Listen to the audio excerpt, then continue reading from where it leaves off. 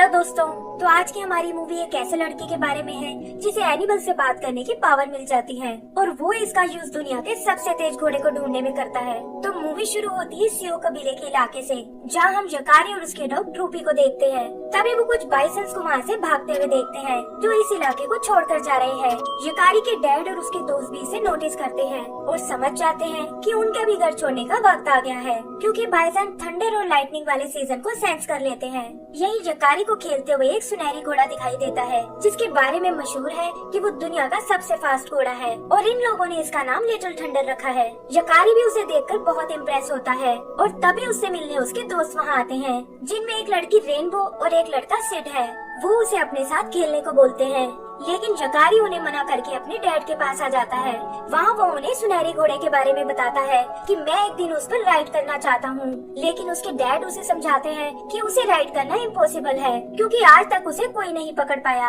आगे हम उन सबको वापस कबीले में आते हुए देखते हैं, जहाँ उसकी मॉम उसे बताती है कि आज रात तुम्हें स्पिरिट ट्री बनाना होगा क्योंकि कबीले वाले एक बड़ा फैसला लेने वाले हैं। फिर वो एक बड़े से पेड़ पर चढ़कर रिलैक्स करने लगता है, जहाँ से उनके कबीले की ईगल हिल दिखाई देती है, जो उनके पवित्र पक्षी ईगल की निशानी है।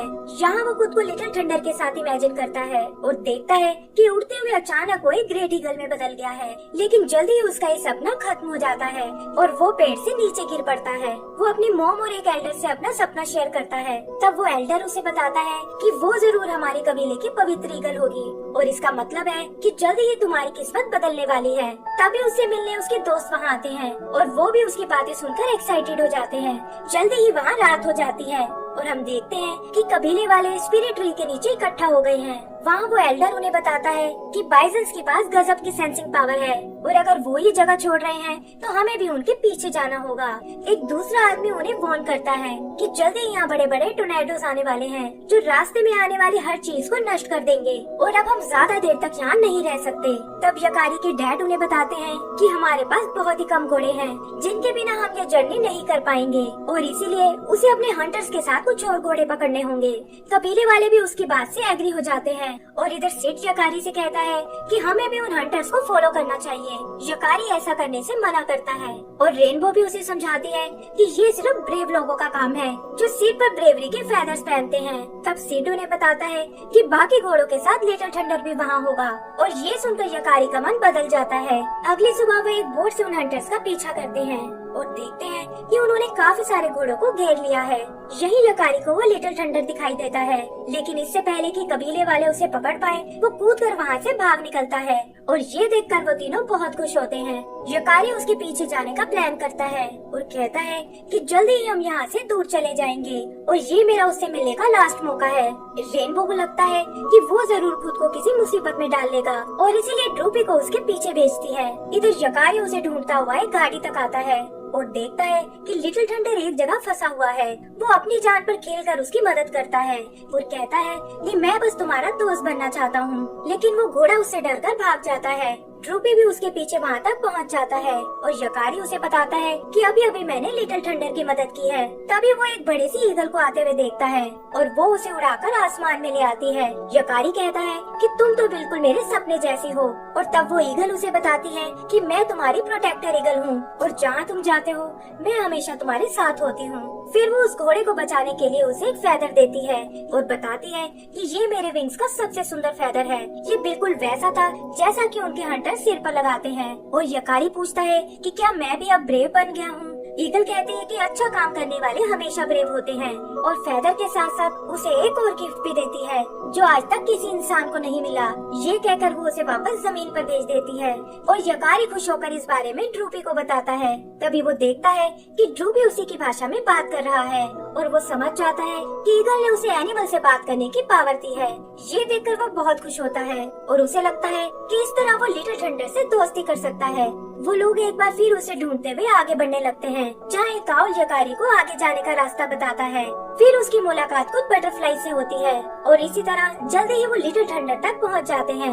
यकारी उससे बात करने जाता है और वो घोड़ा भी हैरान रह जाता है कि आखिर ये इंसान मुझसे बात कैसे कर सकता है। तब यकारी उसे ग्रेट ईगल के बारे में बताता है और उससे उसकी चोट के बारे में पूछता है। वो घोड़ा भी अपनी मदद करने के लिए उसका शुक्रिया अदा करता है और यकारी प्यार से उसे छूने लगता है। फिर वो लपक कर उसके ऊपर बैठ जाता है, लेकिन ये बात घोड़े को बिल्कुल पसंद नहीं आती और वो उसे नीचे गिरा देता है। वो कहता है कि मैं तुम्हारा गुलाम नहीं बल्कि एक फ्री एनिमल हूँ और तुम भी बाकी इंसानों के जैसे एकदम सेल्फिश हो। ये कहकर वो वहाँ से चला जाता है और यकारी उसके पीछे उस नदी को क्रॉस करने लगता है। तभी पैर फिसलने से वो नदी में गिर पड़ता है और उसका फेदर भी बहकर दूर चला जाता है।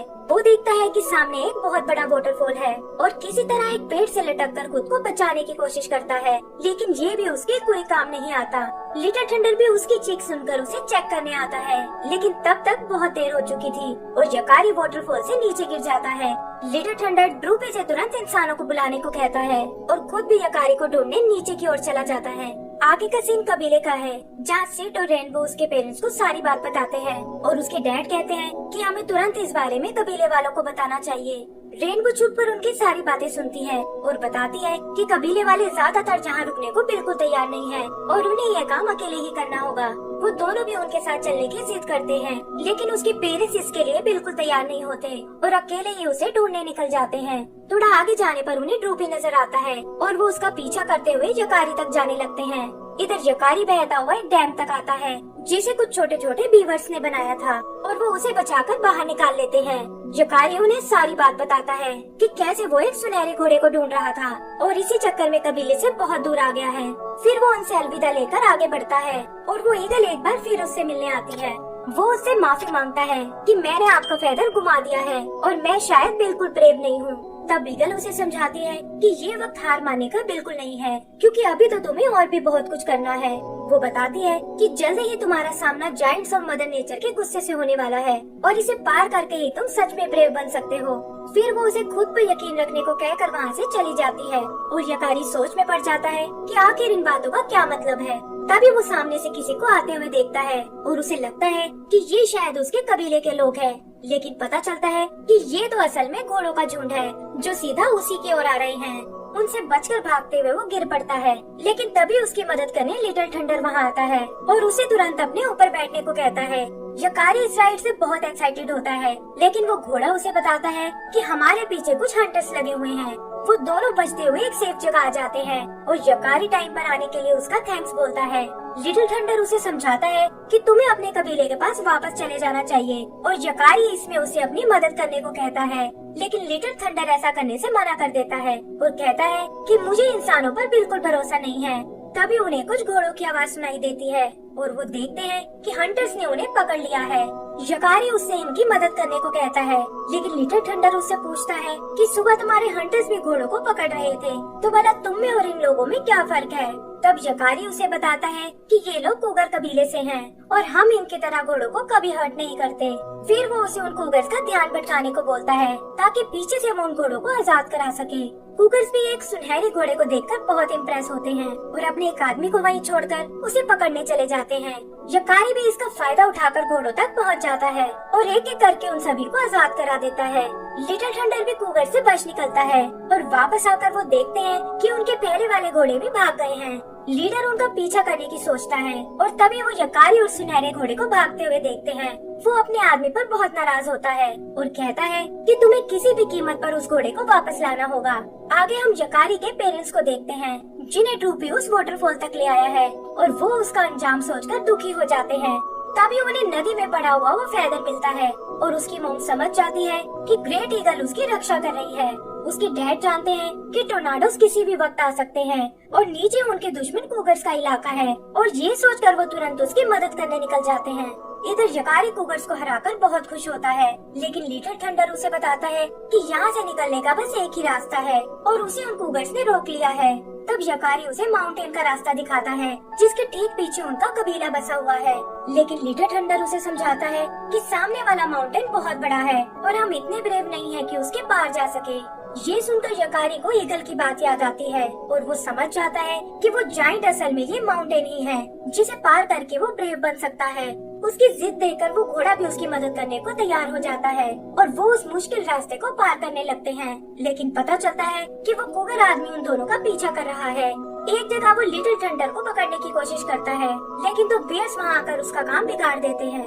यही उनका सामना एक बर्ड से होता है और यकारी उससे बात करके उसे अपनी मदद करने के लिए तैयार कर लेता है। वो उसे नदी के पास अपने डॉग को ढूंढने को कहता है ताकि उन्हें बता सके कि वो एकदम सही सलामत है और इस वक्त अपने कबीले की ओर वापस आ रहा है।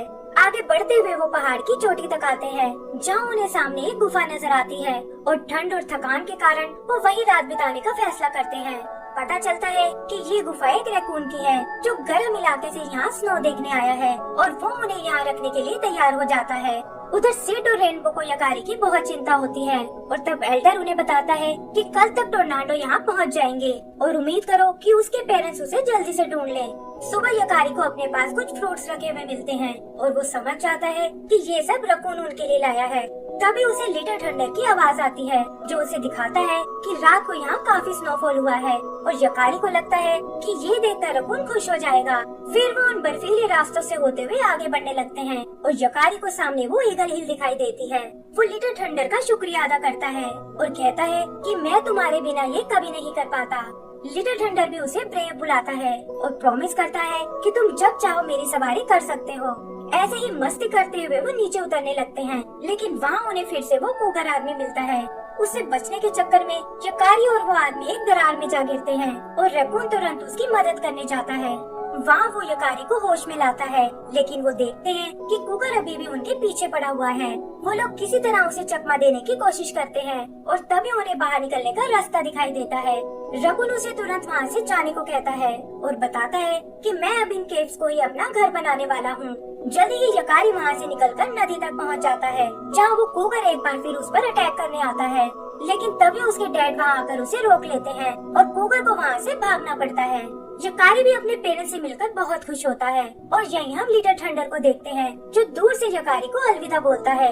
यकारी भी उसे देख लेता है, लेकिन उसके डैड उसे समझाते हैं कि जल्दी ही यहाँ टोर्नाडो आने वाला है और हमें यहाँ से निकल जाना चाहिए। तभी वो देखते हैं कि टोर्नाडो उनके करीब आने वाला है और वो उससे बचकर भागने लगते हैं और यहाँ यकारी को समझ आता है कि ये टोर्नाडो ही मदर नेचर के गुस्से का रूप है।